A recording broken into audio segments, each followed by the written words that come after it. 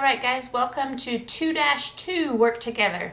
Again, don't forget your accounting equation, assets equals liabilities plus owner's equity. Also, to help you remember the normal balance, debits have a normal balance for expenses, assets, and drawing. Credits have a normal balance for owner's equity, income, and liabilities. I used this same sheet from last time to help us sort out our accounts, and if we have any different ones, we'll add them to this list. So here's a list of all our account titles. We got cash, accounts receivable, so on and so forth, all right? And then when you click this box, here are our transactions. Now when y'all are doing your assignments, you can click your push pin and it'll make it easier. When I push the push pin, it looks funky, so I'm not gonna do that, which is kind of annoying, but it'll be okay. All right, so our company is Jensen Cleaning Service. Our accounts, like I said, are listed here. And it says prepare 2 T accounts for each transaction. On each T account, select the account title of one of the accounts affected by the transaction. Enter the debit or credit amount in each T account to show the transaction's effect. All right, so our first transaction is on March 1st, we received cash from the owner as an investment, $4,000. So to me, the easiest part is received cash. So I'm going to come down here and I'm going to select our account, cash.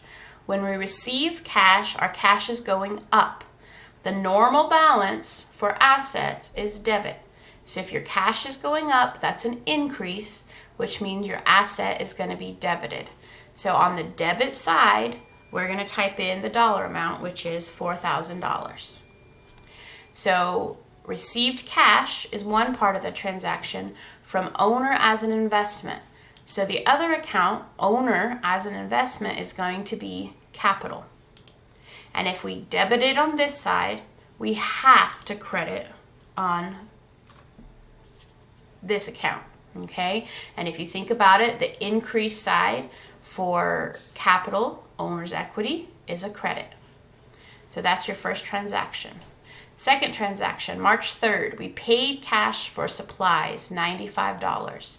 So paid cash, cash is going to be going down. For supplies, supplies are going to be going up. You always want to list your debit first. So supplies is going to be our debit. Okay, supplies are going up. The amount was $95. So we type in 95 there. Paid cash, so cash is going down, so cash is going to be the credit, okay? Assets, normal balance is debit, so whatever increases is the debit. So supplies are going up, cash is going down, so cash is credited.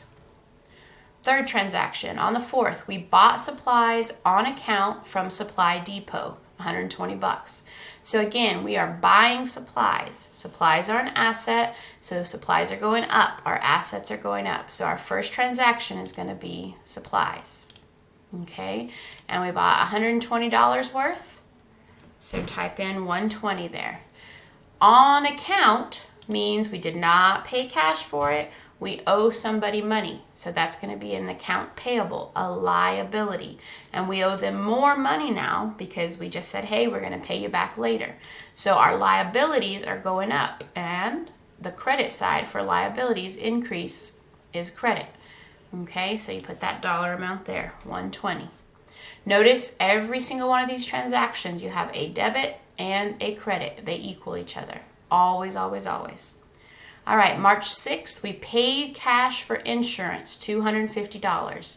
Paid cash means cash is going down. For insurance means we're buying insurance. Remember, insurance is an asset. The account is always called prepaid insurance.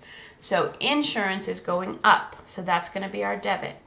So our first account is prepaid insurance for $250. And then we're paying cash for insurance, so cash will go down, $250. Debit, insurance, credit, cash.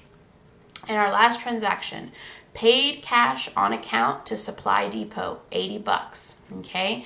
So we're paying cash, so that means cash is going down, so that's gonna be a credit.